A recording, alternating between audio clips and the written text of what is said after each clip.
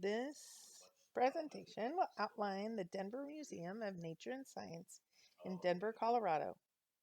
Some of you know this as the 10th Clue, February 2022.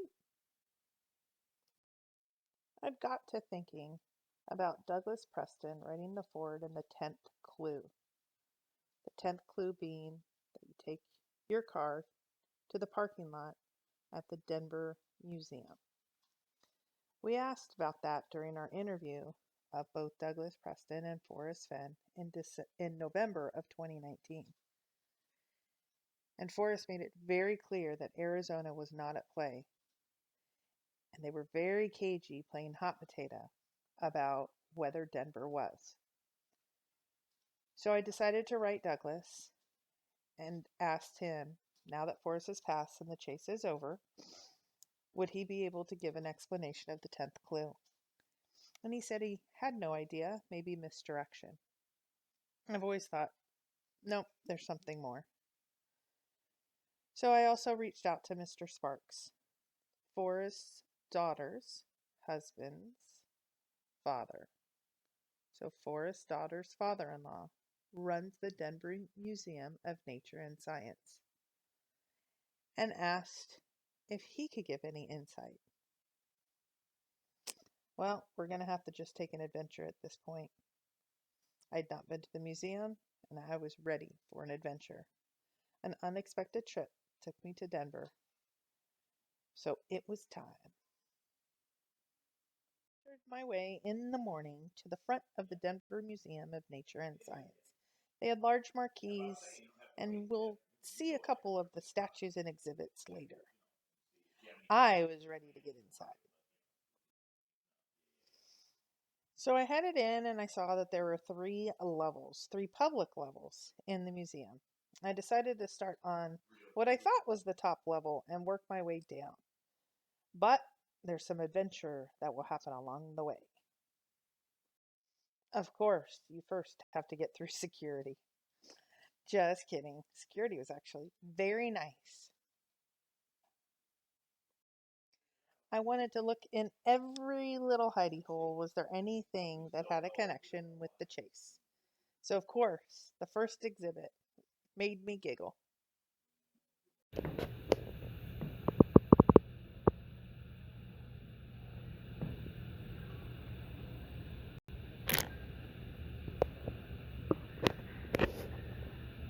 There were so many fun exhibits.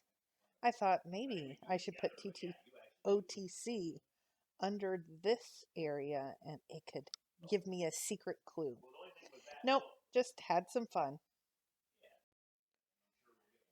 Of course, I just had some fun and horsing around. I want to thank all the volunteers at the museum. They were so nice. I talked to most, if not all of them, and just had a blast. But let's get back to business.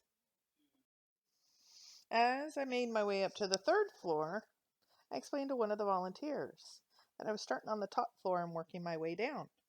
And she said, "Don't you know about the secret fourth floor?" Of course I did not. I told her it was the first time I had been to the museum. Just then a security guard walked up, and he said, "It's easier to show you because it's hidden way back and the main elevator won't get you there. Come with me." We went through the different hallways, exhibits, to a very back area, and this elevator had a fourth floor when none of the others did. Ooh, secret adventure awaits.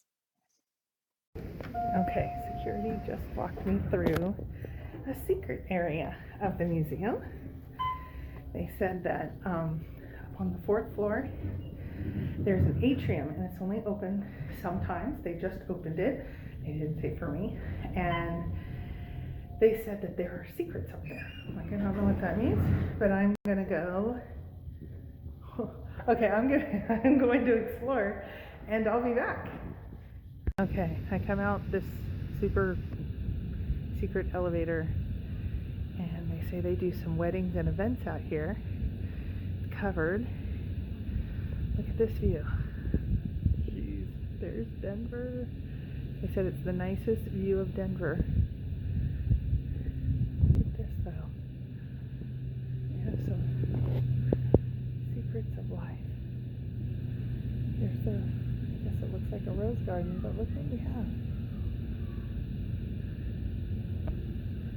That looks like a Randy Pischel. Certain dots and certain ones.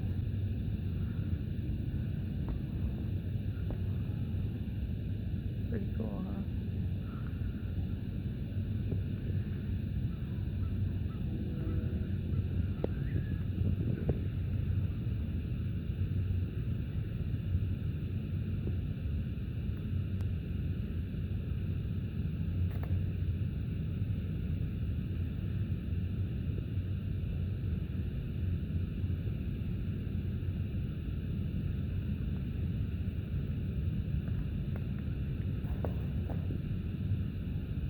I'm stepping over the snow.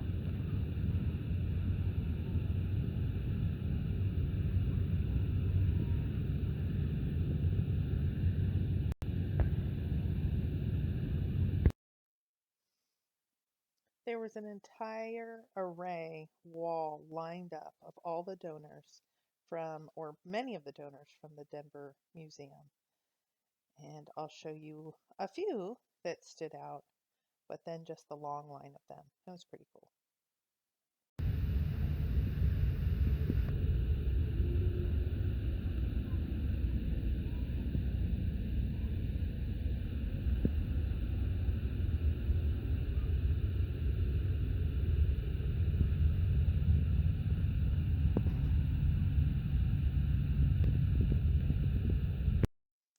Okay, cool adventure, but now I needed to head all through the exhibits. I walked them all, and I'm going to highlight for you a couple areas that I thought would be of interest or had some sort of connection with Forrest and the Chase.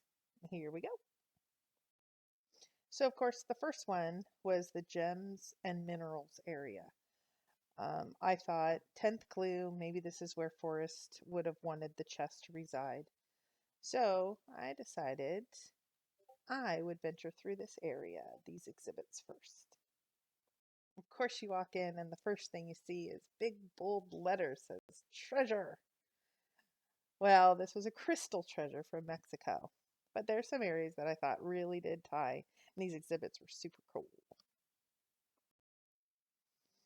Of course, going into the area that they talked about gold.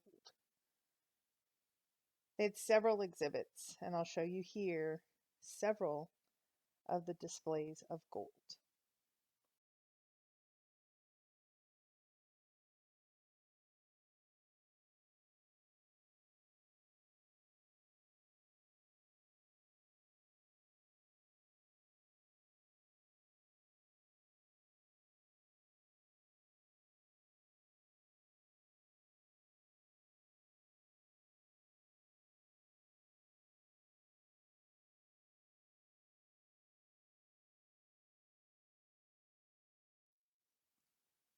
And of course, I thought about that emerald ring. It was number 10, maybe the 10th clue. Number 10 was an emerald that's on display. Next, I decided I would hit the wildlife and North American Indian cultures exhibits. I was a bit concerned when I came in because one of the first exhibits discussed how the Great Smoky Mountains are so different than the Rocky Mountains. And that's the area of focus when it comes to Colorado. So I didn't think there'd be much in here, but I was wrong. I started thinking back when I was near the parking lot. There's a big bear. Went over and took a quick snapshot of it. And then when I was in this exhibit area, the bears. Maybe. Felt like I was getting a little bit warmer as I started thinking about the bears all through the world. I wonder if they had a Yellowstone display. Started seeing the different species of bears. Could there possibly be a Yellowstone connection here in Denver, in Denver's Museum of Science? Yes, there was.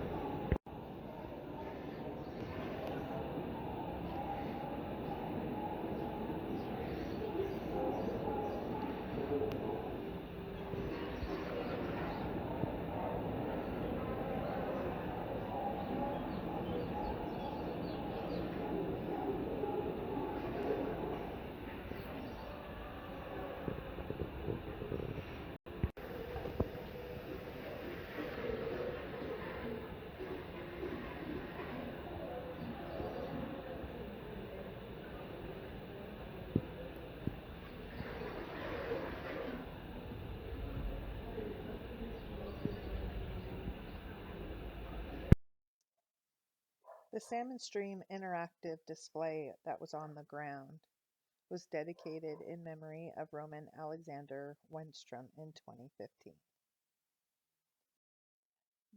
The bear exhibit was sponsored by Eleanor Mullen Weckbaugh Foundation in 1989.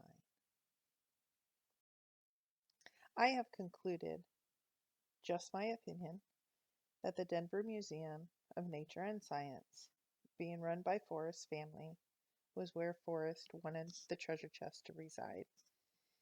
He could add on to the display that already was there in relation to Yellowstone and perhaps tie in the gems area. Yellowstone, borders, getting to the end of the rainbow. It was a fun, adventurous day. But of course, everywhere I turn, I think of my search friends. And I thought, here's a display and here's an area that had just opened. And I thought of a couple of my favorite searchers. So I decided to go in and take a look. This is for you, Davio and Angelin. There is an entire area dedicated to guitars, the instrument that rocked the world.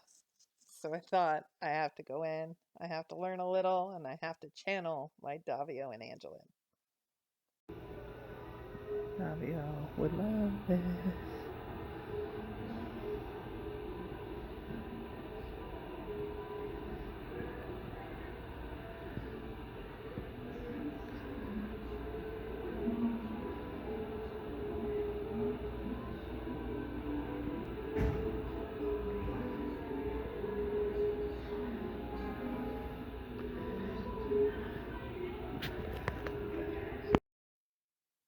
So once you got through the deep history of guitars, you got into more of the rock. And then you got into the future. This was a cool display. And then they had electric guitars. You could see through some of them. Lots of different kinds. Again, super cool. This is actually the largest guitar in the world. I think it was over 100 feet long. And the cool part was they were putting some new signage up that lets you sit and stand. You're just not allowed to run on the strings. I might have tried it. Okay, this is a string exhibit. These are the metal strings. This is the please touch area. Cat gut strings. Made of sheep and goat intestines. Nylon. Wow, totally is different. So it has these things at the bottom of each one. Oh. Okay, there's rock. Hold on. Steel. Nickel, bronze, and copper.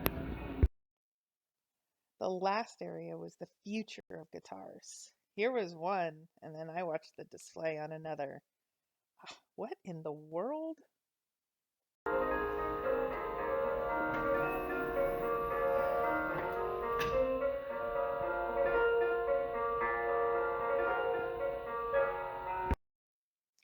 Thanks for coming on my adventure to the Denver Museum of Nature and Science. I learned a lot. I made some connections. I talked with people, and it was just a fun day.